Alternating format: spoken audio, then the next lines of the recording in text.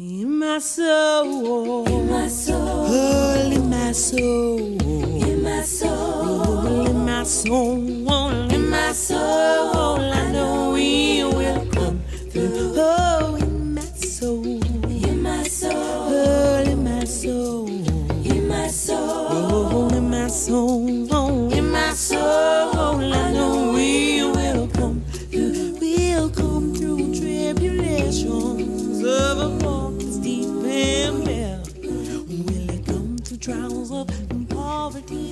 and at the end of singing the song, we didn't have a name for our group. So they said, well, what do you call yourself? We said, we don't have a name. So the producer said, well, just take any name for the moment. And Kim said jokingly to the producer, well, let's just use that for the moment. I'm gonna sing and pass the word of how it came to be. Our people proud and wonderful, a stolen legacy. How the group started was really very interesting. It's not like we were sitting around one day saying, let's start a group. And so a good friend of mine, still to this day, Jackie Barkley, and some other friends were organizing a rally. You won't believe this. This is in Halifax. The Ku Klux Klan was going to set up an office in Halifax and become operational. And so a lot of people, black, white, polka dot, and pinstripes, showed the best face of Halifax to say they're not welcome here. And they put on this rally. It was held at Joseph Howe School. And got a group of people together to sing some protest songs. And myself, Jackie Barkley, my sister Kim, and some others performed at that protest rally. So initially it was Jackie Barkley, myself, and my sister Kim, my cousin Deanna Sparks. Later on, Deanna Sparks was replaced by Debbie Jones, and there was Jackie Barkley was replaced by Beth Levinson from Montreal. Then later on we had Amanda Marshall, who people might know from being organist at many black churches. Carrie Sparks, Andrew Curry replaced Beth Levinson. Anne Marie replaced Debbie Jones.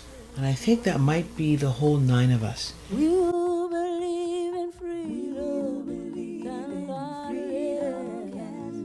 rest. Hear me talking to you. We who believe in freedom cannot rest. Musically, we started out and we were inspired by the music of a group in the United States called Sweet Honey in the Rock.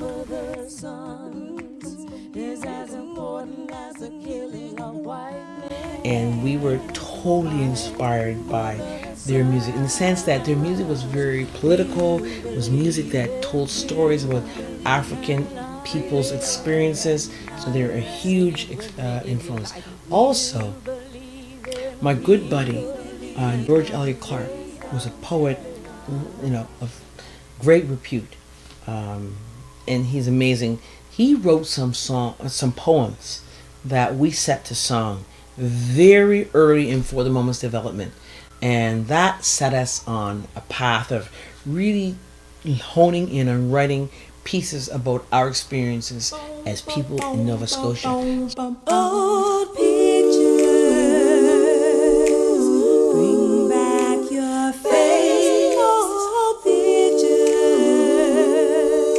recall our. So we were in our own personalities and our own involvements, very involved in many issues around anti-racism, around women's rights, around rights of anti-poverty issues, and so these things crept into our musical development. What was going on in terms of developing nations? We grew up, this is like in the 1980s and 90s, anti-apartheid, what was going on in Central America, so when we sing with groups from Latin America, like a group called Yolo Kambaita, when we would sing for the African National Congress benefit concerts, these things all, became a part of our mission. It's funny, just recently I heard a wonderful young artist say, if If your music ain't got nothing to say, then get out of the way. When I think about memorable moments, I think about the opportunity to meet a lot of amazing musicians who still impact me to this day. To have an opportunity to open a concert for the Maya Angelou, to sing at the New York Lincoln Center, to sing at the National Arts Center. I really like the fact that we had the opportunity to forge a new identity of African Nova Scotia music. Prior to our involvement in writing songs about the African Nova Scotian experience, people were just doing cover music. And we were trying to say something about who we are in this time, in this place. So we're at the forefront, in the cutting edge of a renaissance of black music and defining truly what is African Nova Scotian music. And I feel so proud that I was at the forefront and helping to define what that is. I think that For the Moment's legacy to Canada is that we were able to create an intimacy with the Canadian public, to have an intimate conversation, and through our music we were able to shape the definition of what it means to be an African Nova Scotian.